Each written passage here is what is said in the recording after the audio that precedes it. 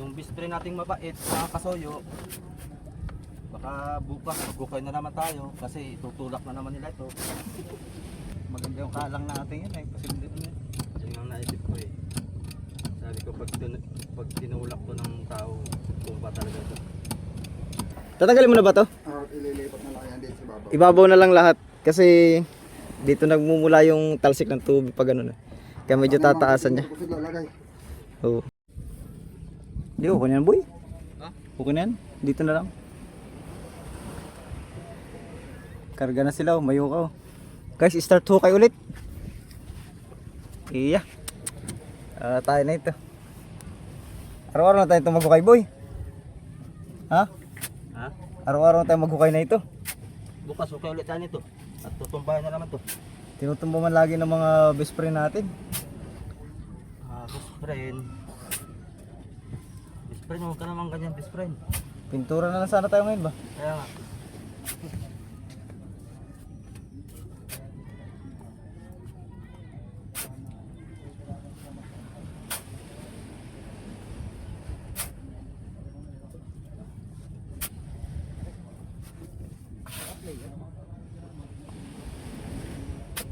Nakaplay yan sa'yo? Hindi pa.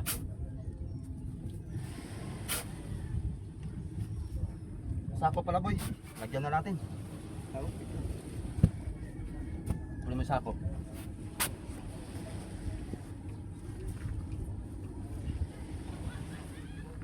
Bagong hukay na naman tayo. At kikuhan yung sinisira ng bispray natin ng Bukay boy.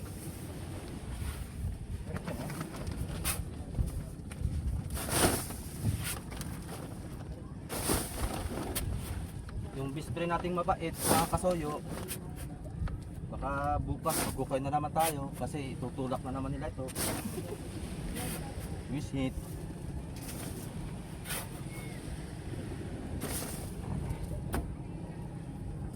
Diyan ka. Init ah.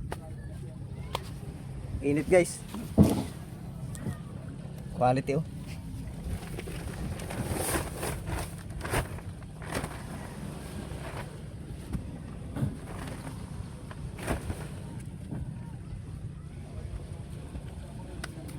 Jack boy. Bull jack. Bujak. Alam mo, bumapagod ko ah. Gawin na lang. Maliit pala boy. Ha? Malaki. Maliit dito. Tatas ka doon, tatas. May babaw. Alin? Yung pa ibabaw. Tandito ka ba?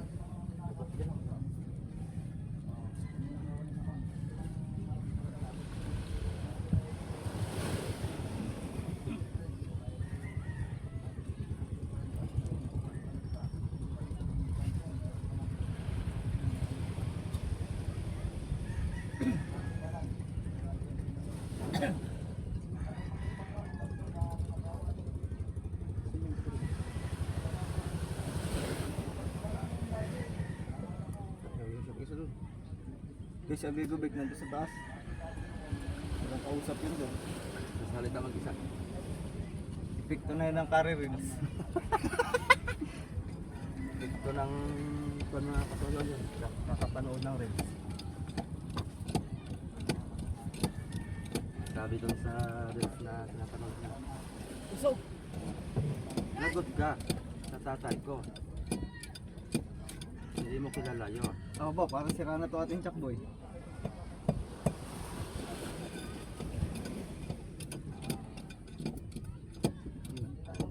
Naubusan lang is. Naubos ang mantika. Ay, mahina. Nakukuha yung dito. Nakukuha yung Chuck. Wala na. Walang basta. Wala na. Uy. Naubos ang mantika.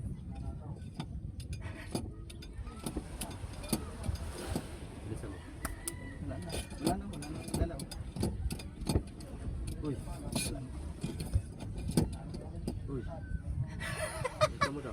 Baka hindi nakasarado. Dapat sisingaw yan. Yan guys, makuha yung jack na maliit dyan guys. Isa pa. Dito mo. Maganda kasi yung isa doon. Malayo.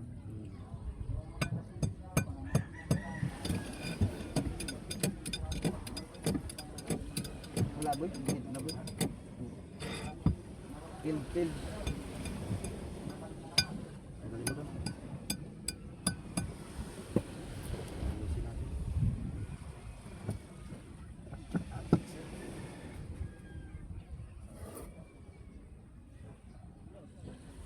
Isa na boy. Adun. Oh.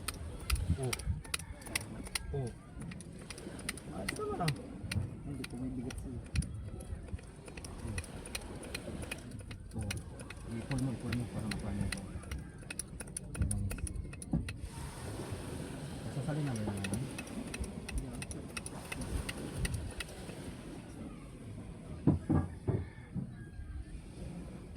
Kapangin lang. Sarado mo. Sarado mo. Mamaya natin pa.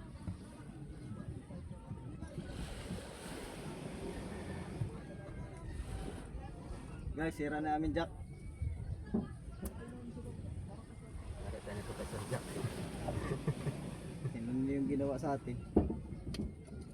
Pati yung jack napagod na. Tampul. Yun.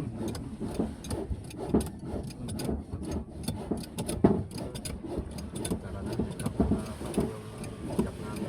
So, Yung jack namin ayaw magtrabaho. magtrabaho. Dahil sa ginawa ng bumag na. Ang layo ng binagsak ano. Kung sinako pala natin po, hindi mahirapan siya doon. Masako. Maganda yung kalang natin yun eh. Posible yun. Yun ang naisip ko eh. Sabi ko pag tinulak to ng tao, tumba talaga ito. Uy, pakasok ka dito. Kanina. Ay, Kasi kasi eh.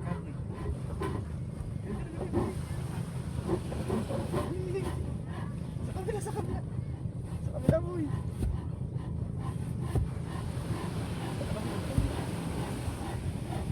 dapat eh kaya sa kaya.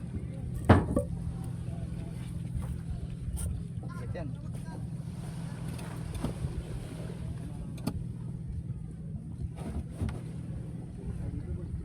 Ha? Abi yan. Hindi, pasingawin ko lang to.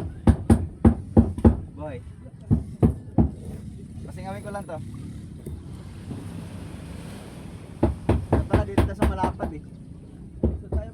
Oo, pasingawin ka.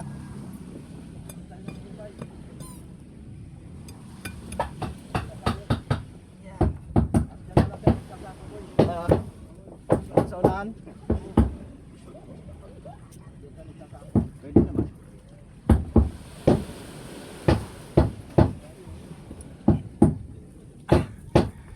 Ayos guys. Tarik. Mga tolit. Bumalik tayo magkita-kita.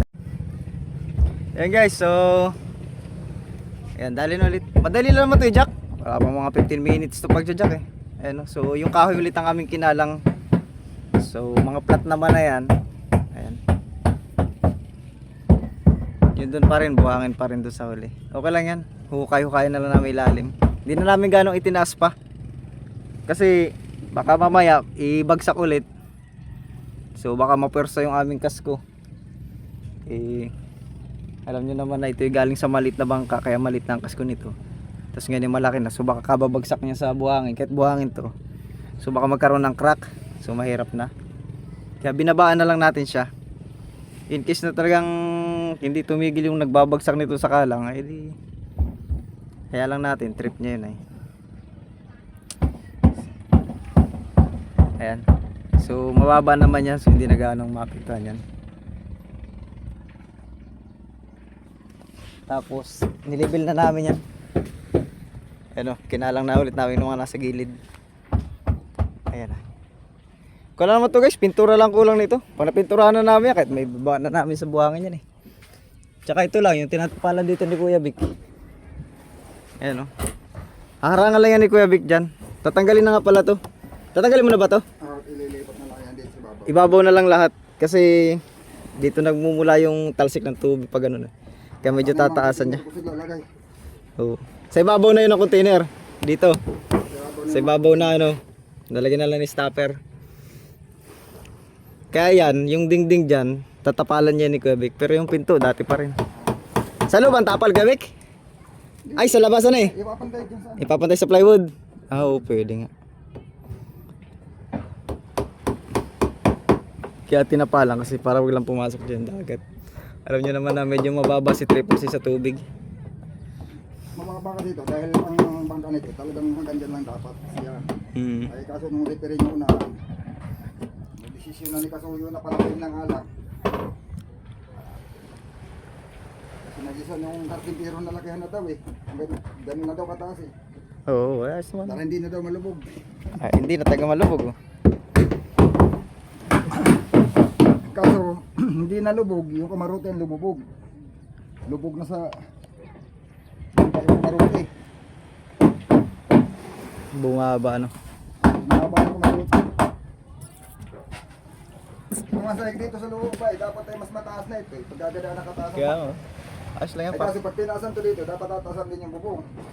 Pag tinaas yung bubong, itataas din ito. Ay itong kana, magbaba ka din naman. Sa susunod na repair na lang. Kaya lang matagal pa ma-repair yan. Malaki pa rin ang gagastusin. Halos ay parang binago na rin yung kamarote no. Oo. Mapagalasin mo ito eh, tapalan mo ito ng plywood, nabuod, nabago. Ay, hukay-hukayan ko pala yung gilid. Yun guys, hukay-hukayan ko na lang yung gilid niyan. Kasi para pag-grind mamaya. Pag tinaas mo yung kamarote, Ay, okay na. Diba? Oo.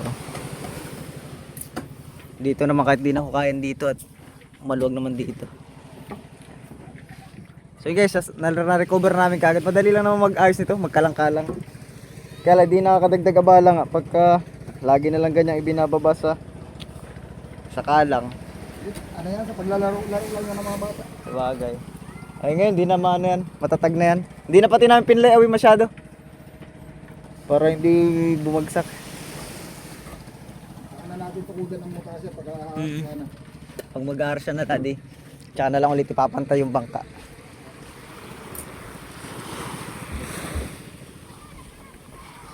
Ay buti guys, umulan dito sa amin ng umaga hanggang ngayong tanghali. Kaya medyo makulimlim.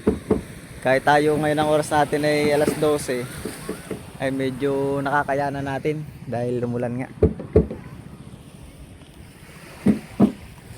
Yan, ayos guys, makakabawi rin tayo sa pagod natin. Yan, sa ngayon lang naman to eh. Yan, so thank you, update ko kayo mamaya sa magiging plano sa kasunod.